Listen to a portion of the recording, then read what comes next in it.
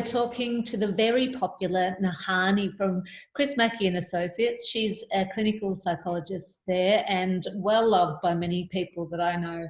So today we're talking about children and their anxiety around COVID and strategies for parents to take to help them get through this time, and also addressing school refusal, which can be an element of what we're going through at the moment. The kids are being socially isolated and then feeling overwhelmed when they try to go back into school. So welcome, Nahanni. How are you going? Thanks for having me, Angie. I'm good. How are you? I'm pretty good. The sun's shining today, so we all feel a bit better, don't we, when the sun's out? Absolutely. We're not too far from coming out of lockdown, so that's got to lift the spirits, right? Absolutely. I think that's had a bit of an impact on lots of people and me, seeing the light at the other side, which is good. Yes, and you've been all telehealth throughout this whole time, haven't you? How does that go? Yeah. It's actually been really great. I think the transition went really smoothly and everyone sort of has found it really useful. So we're sort of grateful that we have that technology to use. Wonderful, isn't it? Yeah. Yeah. So I wanted to speak to you specifically today because I know, you work with adults as well, but you do work with a lot of children, and, adults are struggling at this time, and it's hard to know when your children are really struggling and at what stage you should be getting them help or what strategies we should be using. What are you seeing with children in general over this time? Well, it's been a time of a lot of uncertainty, and uncertainty can be such a source of anxiety for all of us, but particularly for kids. So I'm seeing a lot of different presentations at the moment. Some children feeling really anxious about remote learning, other children experiencing anxiety around the virus itself, and other children finding that they're experiencing anxiety with the prospect of going back to school, or actually going back to school during the time when it was back to school-based learning. So lots of sort of different presentations at the moment in relation to COVID and anxiety. And how would you suggest, like watching our children, what should we be looking out for to see if they are struggling? Because they can't express their feelings at young ages. Well, anxiety manifests itself in so many different ways. So, it might look like sleep disturbances or increased nightmares, or, repetitive behaviors, or increased defiance and anger. That's something that's come up a lot with kids sort of doing home learning, is they've sort of been having more outbursts of anger, or even sort of somatic symptoms like sore tummies and headaches. So anxiety can be tricky because it does manifest itself in lots of different ways, but any of those sorts of changes in behavior with your child over this time, whilst some of it is would be related to that transition and that adjustment, some of that would sort of be relatively normal and expected, and it's pretty normal to be experiencing a level of anxiety at the moment with the pandemic. If it's sort of enduring and it's causing a lot of distress, I think that's when it would be useful to sort of reach out for extra support, or to implement some more strategies to bolster and buffer them from the stress. Yeah, and I've had a friend who recently has, in between the lockdown 1 and lockdown 2, has had extreme trouble with their children, and I'd never heard the term before, but school refusal. And now I know so much more about it, where I've heard someone refer to it as a psychological emergency. So where the child just won't, or says they're not going to go to school because they're absolutely terrified, they've built up all this anxiety, so they have to be dragged in, kicking, screaming, crying. Can you tell us all about that? Well, school refusal generally, we usually see school refusal exacerbated during times of transition. So after periods of school holidays, or sort of that transition to year 7, or, during those times, often the getting back to school can result in some of that school refusal and some of that anxiety around school. But you're right, we're absolutely seeing a little bit more at the moment with the returning to school after after COVID. School refusal is a bit complex in that, no two children are the same as to why maybe anxiety about school is overwhelming for them. And I guess they might have different worries about different things. So it's quite individualized for each child, but yes, it can have a significant impact on not only learning, but sort of emotional connection and on the families too. It can be pretty difficult for everyone involved, including parents who are trying to support their kids with that. So, for example, if your child is going through this and you're arriving at school and they're literally crying and saying that they're terrified or they've got a sick tummy, or that they're going through torture, is it really important to just force them in the door, and a bit like daycare when they're crying, and just shut the door and leave, or should you be taking more of a gentle approach? I guess what we want to be able to, we don't want to buy into our kids' avoidance. So one of the big things around anxiety is it leads us to avoid things. So if we just sort of look at what anxiety is, if we sort of look at that first, and relate it to school refusal, it's important with anxiety to think about the function of it, about why we have it and why it's useful at times to have anxiety. So the way I sort of describe it to kids often is that we have this alarm in our brain, and sometimes the alarm goes off when we're in danger, and sometimes it's really useful and really helpful, and sometimes it goes off when there actually isn't any danger, and it's a bit like a false alarm. And so sometimes kids are having these alarms go off when it comes to school. And so helping them to understand and try to differentiate whether it's a real alarm, they're really in danger and there's something sort of happening, or if it's potentially a false alarm. I think that's really important because helping them to differentiate that puts them in a different position when we're sort of getting back to school or that day at drop off. We can have those strategies that we've worked on prior to help them manage those alarms, help to turn the alarm off essentially, and then it can help them to get back to school. So I guess you're wanting, yes, to help to expose them to school and to not buy into the avoidance, but we need to do it in a way that's very supportive. So any exposure needs to be very systemized and very supported, and gradual as well. So those things are really important. So we don't want to buy into it and avoid school altogether or just sort of not go to school. We want to be getting to school, but the way we do it needs to be compassionate and kind and sort of structured in that exposure. Yeah, it makes sense to do that. But when they're in such a heightened state of terror and they're calling you names and that sort of thing, and do you still keep taking that compassionate, or if they won't get out of the car, or what do you do in those moments? This is a bit of an opportunity for modeling in those moments when, our kids are really overwhelmed. So if they're in that state, their limbic system is, firing. So cortisol, adrenaline, all of these sorts of things are coursing through their body. They're in a state of stress. And so in that moment, it's so important and actually very therapeutic for whoever's supporting that child to be able to regulate their own emotions as a result of that, because it's going to bring up something for, we're humans, so it activates emotions for us. So but being able to regulate and monitor that, and then model to them how we cope, and it might mean that it's going to take a little bit more time and a little bit more patience in that moment. Getting to school might take a little bit longer than usual as we support and model and validate, as we help them to regulate, and then we sort of keep working towards school. And that might happen 3 or 4 times on the way through the door. But as much as we can look after our own responses to that anxiety, the better we're able to respond to it, but also there's that important modeling of how we manage difficult times as well. And what about getting teachers involved? Is it a good idea to be alerting the school and getting them to have a joint approach in terms of tackling it?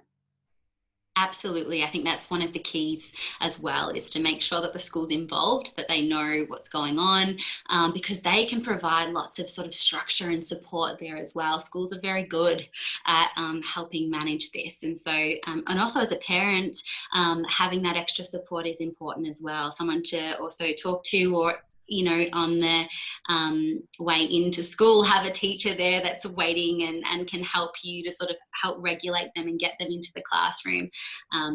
It's very important. And there's always that wonderful free service, kids helpline they can call too. I think, not kids helpline, sorry, parents helpline. When you're really Yes. stuck and you can't get in to see someone like Nahanni, there is a parents helpline that we can put in the show notes at the bottom. What about generally, so the kids that aren't having school refusal, they're at home and they're not seeing their friends. What do you think around the socialisation part for our young ones? It's tricky, and I guess we haven't really seen exactly the impact of this yet, but lots of children are finding it tricky being away from their friends, as you can imagine, feeling lonely, feeling a bit disconnected. But there's also this other aspect of sort of social anxiety coming into it, with remote learning being lots of video calls like we're doing right now, and lots of children, not actually feeling comfortable with that, not allowing for the screen to be on so the teacher can see their face, or not feeling like they can ask questions and those things over a video call. They're feeling quite sort of anxious about that. So that's also leading to some disconnection from those socializations. So it is a really tough time for kids in terms of not feeling connected to their friends. Yeah. And what about for the ones that aren't sleeping very well? Any tips for them? When it comes to sleep, I think if it's particularly around anxiety, then we want to look at the anxiety. I guess the sleep is something that's coming as a result of the anxiety. So if we can really support them with that, and learn strategies to manage the anxiety, then those things would then translate into helping with the sleep. So things might be, for that would be, keeping a routine. It's very important. Going to bed at the same time, waking up at the same time, having a relaxation routine before bed, having some time together before bed where there can be some reassurance. And also, I guess, not feeding into that avoidance again. So making sure that we're, sticking to a bit of a plan about how we say goodnight, and helping them to feel a bit more comfortable with that. Yeah, I know both my kids over time have had trouble with sleeping, and something I noticed was that their minds are obviously so busy and they tend to go towards negative or scary thinking. I ended up having to just put on, that's probably not recommended by a psychologist, but something that I knew they'd engage with, like a show or something that they couldn't watch. They could just hear it, and so their mind would connect with that, rather than leaving their thoughts to themselves. So, is that a bad thing to use as a technique if you get really stuck? No, I guess when we think about worry, we see worry as a bit of it's a chain of thought. Yeah, which generally starts with one what if, like what if I can't get to sleep, and then that what if will sort of create more what ifs, and it starts to sort of link up. And so one of the strategies around worry is we want to interrupt the chain. So a lot of the strategies I talk about with kids are ways to interrupt this chain, and it sounds like that was one of those ways to interrupt the chain of thought, was to add in more language.